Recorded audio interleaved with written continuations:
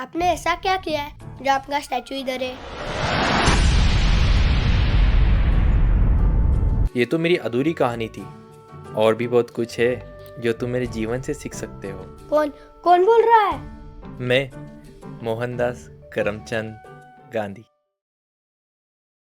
बापूजी, आप इधर कैसे? आप सच में यहाँ पर हो? तुमने ही तो मुझे याद किया। बापूजी जरा बताइए ना, मैं आपसे क्या सीख सकता हूँ? अगर तुम्हें मेरे जीवन से कुछ सीखना है तो तुम्हें मेरे जीवन को गौर से देखना होगा। चलो मेरे साथ। ये क्या आप जादूगर हो?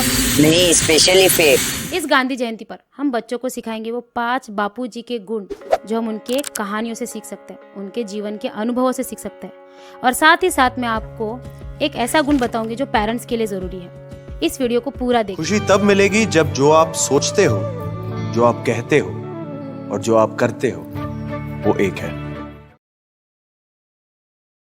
तो हम बच्चों को गांधी जी से क्या सिखा सकते हैं? सबसे पहला, सच्चाई और ईमानदारी। गांधी जी ने सच्चाई और अहिंसा का मार्ग अपनाया था। उनका मानना था एक झूठ 100 झूठ को पैदा करता है और उस झूठ की वजह से हम खुद से ही दूर हो जाते हैं। गांधी जी के भी जीवन में ऐसे बहुत सारे अनुभव आए थे जहां उन्होंने डिसाइड किया कि वो कभी भी झूठ नहीं बोलेंगे, हमेशा सच्चाई के मार्ग पर चलेंगे। तो ऐसी कौन सी बातें थी या ऐसी कौन से एक्सपीरियंस थे जिनकी वजह से गांधी जी ने ये सोचा कि वो हमेशा सच्चाई के मार्ग पर चलेंगे? इसका जवाब है राजा सत्य हरिश्चंद्र। गांधी जी बचपन में राजा सत्य हरिश्चंद्र के नाटक देखा करते थे। राजा सत्य हरिश्चंद्र की सत्य निष्ठा देखकर गांधी जी ने ये डिसाइड किया कि वो हमेशा सच्चाई के मार्ग पर ही चलेंगे। गांधी जी खाली बोलते नहीं थे बल्कि अपने लाइफ में भी उसे उतारते थे। एक बार गांधी जी के स्कूल में इंस्पेक्शन हो रहा था। इंस्पेक्शन ऑफिसर सभी बच्चों से स्पेलिंग पूछ रहे थे। तभी गांधी जी की टीचर इशारों से स्पेलिंग बता रही थी। सभी बच्चों ने स्पेलिंग कॉपी किया, गांधी जी को छोड़कर। सभी के स्पेलिंग करेक्ट थे। गांधी जी ने स्पेलिंग गलत लिखी क्योंकि गांधी जी के अंदर की सच्चाई और ईमानदारी उन्हें कॉपी करने से रोक रही थी। अगर गांधी जी स्पेलिंग कॉपी कर लेते, वो स्पेलिंग तो सही लिख लेते, लेकिन वो कभी सच्चाई की अहमियत नहीं समझ पाते और आज शायद हम गांधी जी को याद नहीं कर रहे होते कि इसी चीज ने उन्हें महात्मा बनाया। हर जनरेशन को सच्चाई और ईमानदारी सिखाना बहुत जरूरी है। यही बात बताई है 12th फेल मूवी में भी। आपको पता ही होगा 12th फेल मूवी में मनोज नाम का कैरेक्टर था। वो 12th में कॉपी करता, लेकिन किसी के सही सजेशन की वजह से वो कॉपी नहीं करता। चीटिंग छोड़नी होगी बस। अगर मनोज उस मूवी में कॉपी करता तो उसे छोटी मोटी जॉब तो मिल जाती। आपने चीटिंग के बारे में क्यों बताया? आप झूठ भी बोल सकते थे। मेरा मन नहीं माना मैम कि एक चीटिंग छुपाने के लिए दूसरी चीटिंग करूं। फिर चीटिंग की ही क्यों? मैम पता ही नहीं था कि चीटिंग गलत बात है। हमारे यहाँ टीचर्स खुद करवाते हैं। लेकिन वो कभी IPS ऑफिसर नहीं बन पाता। मैं वही लड़का हूँ जिसको आपने कहा था कि चीटिंग छोड़नी होगी। मैंने चीटिंग छोड़ दी सर। बच्चों को बचपन में ही सच्चाई और झूठ के बारे में बताना जरूरी है। उन्हें ये बताना जरूरी है कि उन्हें हमेशा सच बोलना चाहिए। स्टडीज के मुताबिक 8 से 12 साल के बच्चों को सच और झूठ के बीच में का फर्क समझ जाता है और उसके बाद उन्हें उसकी आदत लग जाती है।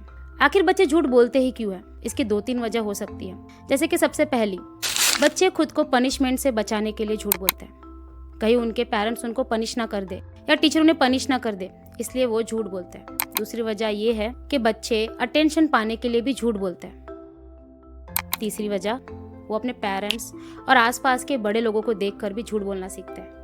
अब कैसे बच्चों को सच बोलना सिखाएं और उन्हें ये बताएं कि झूठ बोलना बुरी बात है? जब पेरेंट्स देखते हैं कि उनके बच्चे झूठ बोल रहे हैं, तब पेरेंट्स को बहुत ही पेशेंस के साथ काम करना है, बहुत ही धैर्य के साथ काम करना है। उनको पूछना है कि वो आखिर झूठ क्यों बोल रहे हैं, उसके पीछे की वजह जाने और फिर बच्चों को ये विश्वास दिलाए कि उन्हें पनिशमेंट नहीं मिलेगी या फिर उनकी कोई गलती हो गई तो पेरेंट्स हमेशा उनका साथ देंगे और उनको यही विश्वास दिलाना है कि अगर गलती हो गई है तो उसको सुधारें। और चौथा ये है कि पेरेंट्स को रोल मॉडल बनना है।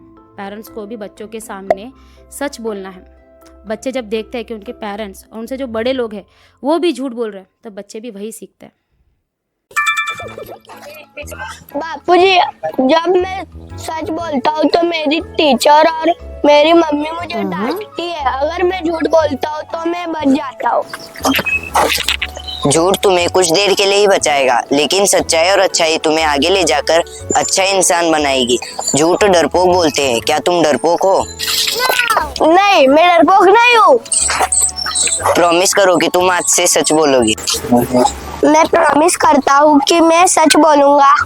बहुत अच्छे। इसी के साथ तुम्हारी अगली सीख है, खुद पे आत्मविश्वास रखो। हाय मेरी कमर।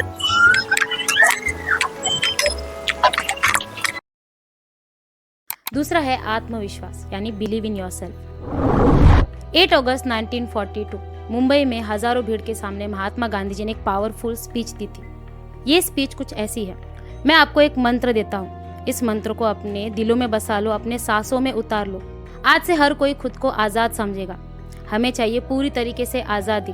ये मंत्र है डू और डाई। करो या मरो, या तो हम भारत को आजाद कराएंगे या इस कोशिश में अपनी जान दे देंगे। गांधी जी की स्पीच से भारत छोड़ो आंदोलन की शुरुआत हुई और हजारों लोग रास्ते पर उतरकर करो या मरो का नारा दे रहे थे।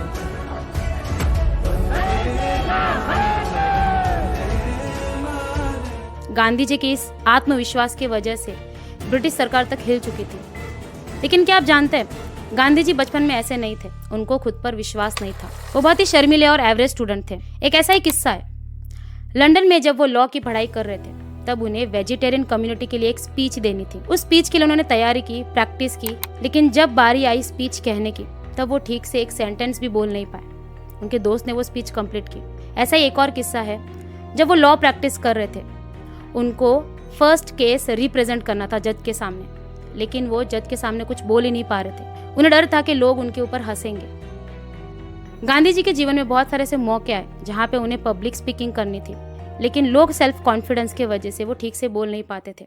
गांधी जी के बचपन को आप अपने बच्चों से रिलेट कर सकते हो। बहुत बार पेरेंट्स के सामने ये सवाल आता है कि हमारे बच्चे टैलेंटेड है, स्किल्ड है, पढ़ाई में बहुत आगे, लेकिन उनका कॉन्फिडेंस बहुत लो होता है, तो वो कैसे बढ़ाए। बच्चों में सेल्फ कॉन्फिडेंस बढ़ाना एक दिन की बात नहीं है, इसके पीछे बहुत सारे एफर्ट्स लेने पड़ते हैं। ये टॉपिक बहुत ही बड़ा है, इसके ऊपर हमने एक डिटेल वीडियो बनाया, आप वो जरूर देखें। उस वीडियो के लिंक भी डिस्क्रिप्शन बॉक्स में है। बापूजी, आप भी पहले स्पीच देने से डरते थे? हाँ डरता था, लेकिन धीरे धीरे मेरा आत्मविश्वास बढ़ा। लेकिन कैसे? अगर तुम्हारा आत्मसम्मान मजबूत है तो तुम्हारा आत्मविश्वास भी बढ़ेगा। ये कौन सा यंत्र है? ये एक मोबाइल है। ये मोबाइल क्या होता है? हम इससे लोगों से बात कर सकते हैं। ओह, तो दुनिया इतनी आगे बढ़ गई है। तो यही तुम्हारी अगली सीख है कि जीवन में हमेशा सीखते रहना चाहिए। महात्मा गांधी जी के लीव टू लर्न यानी जीवन जियो और सीखो, ये उनके विचारों को और उनके बिलीफ को दिखाता है। गांधी जी इस बात को मानते थे कि एजुकेशन केवल किताबी ज्ञान नहीं होना चाहिए, बल्कि ये प्रैक्टिकली भी होना चाहिए। गांधी जी इस बात को भी मानते थे कि हमें जिंदगी भर सीखते रहना चाहिए, उसकी कोई उम्र नहीं होती। जीवन में आने वाले जितने भी दुख है या जितने भी प्रॉब्लम्स है, उनसे ही हमें सीखना चाहिए। जब गांधी जी आज़ादी की लड़ाई लड़ रहे थे, तब उन्होंने सशक्त और स्वावलंबी भारत का सपना देखा था, एक ऐसा भारत जो किसी पर भी डिपेंडेंट नहीं है। इसी के लिए उन्होंने चरखा, इसके बारे में सोचा। ये चरखा केवल यंत्र नहीं था या फिर कोई मशीन नहीं थी, बल्कि ये जरिया था भारत को इकोनॉमिकली इंडिपेंडेंट बनाने के लिए। इसीलिए गांधी जी कहते थे, सूत के धागे में स्वराज है। उन्होंने यही सोचा था, अगर भारत को गरीबी से निकालना है तो हमें स्किल्स को सीखना पड़ेगा। आजकल के भारत के लोग बॉयकॉट चाइना जैसे नारे लगा रहे हैं और उनकी देशभक्ति दिखा रहे हैं और मेड इन इंडिया के कंसेप्ट को हम सपोर्ट कर रहे हैं। यकीन मानिए, उस वक्त के लोग भी इसी बात को मानते थे। फर्क बस इतना है कि उस समय ब्रिटिशर्स थे और इस समय है विदेशी कंपनियां। गुलामी से हमको छुड़ाएगा चरखा, लुटेरों की हस्ती मिटाएगा चरखा। पड़े सर धुनेंगे विलायत के ताजिर, इधर शान अपनी बढ़ाएगा चरखा। गांधी जी के इस लीव टू लर्न के कंसेप्ट को हम बच्चों को भी सिखा सकते हैं कि हमें खुद को अपग्रेड करने के लिए हमें हर स्किल सीखनी पड़ती है। आजकल बच्चे खाली मार्क्स के लिए पढ़ाई करते हैं। दरअसल बच्चों में हॉलिस्टिक डेवलपमेंट की बहुत जरूरत होती है। हॉलिस्टिक डेवलपमेंट यानी सोशल, इमोशनल, फिजिकल और मेंटल। गांधी जी यहाँ यही बताना चाहते हैं कि हमें वक्त के बदलाव के साथ बदलना पड़ता है और साथ ही साथ हमें चीजें भी सीखनी पड़ती है जो जरूरी होती है। बापूजी, आप इधर आइए, आपकी कमर दुखती है ना, आप इस पर बैठकर कसरत करो। जरा लाठी तो पकड़ा दे। बापूजी,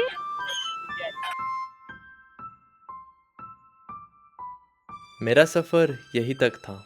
मेरा काम था तुम्हें रास्ता दिखाना, इस पर चलना तुम्ही को है।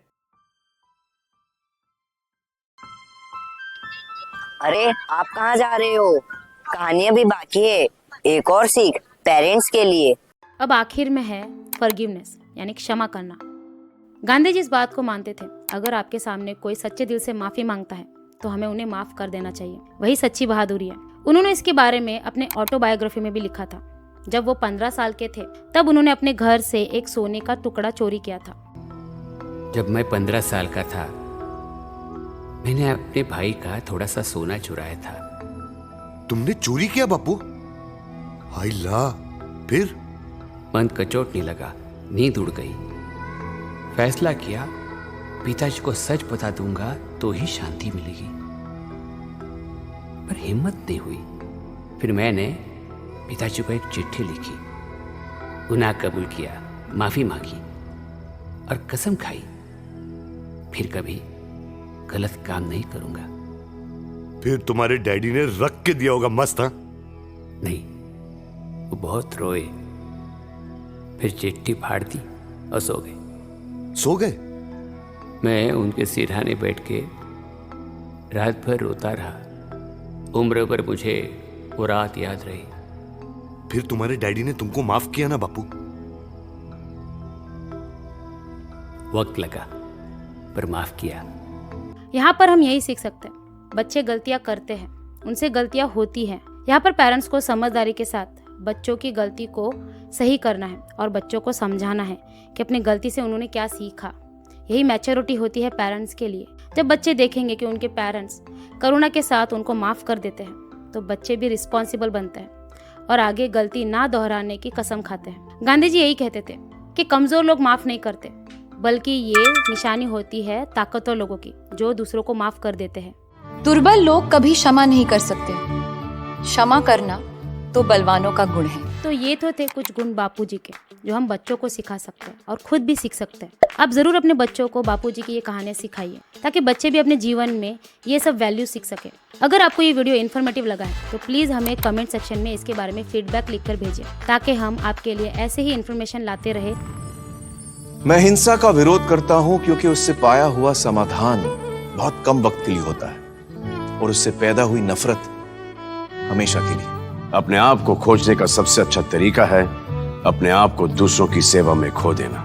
व्यक्ति अपने विचारों से निर्मित प्राणी है, वो जो सोचता है वही बन जाता है। मैं मरने को तैयार हूं, पर ऐसी कोई वजह नहीं जिसके लिए मैं मारने को तैयार हूं। अब मानवता में विश्वास मत खोइए। मानवता सागर की तरह है, अगर सागर की कुछ बूंदें गंदी हैं तो सागर गंदा नहीं हो जाता।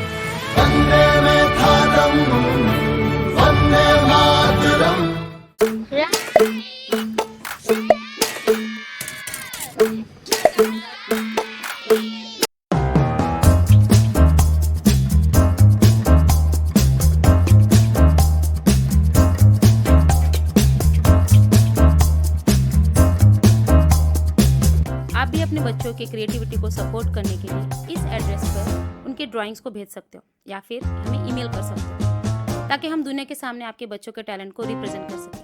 तुम्हें क्या करना पसंद है? मुझे क्रिकेट, खो-खो और स्कूटर चलाना पसंद है। बेटा, ये तुम्हारी सही उम्र नहीं है स्कूटर चलाने की, तुम्हें अभी पढ़ाई करनी चाहिए।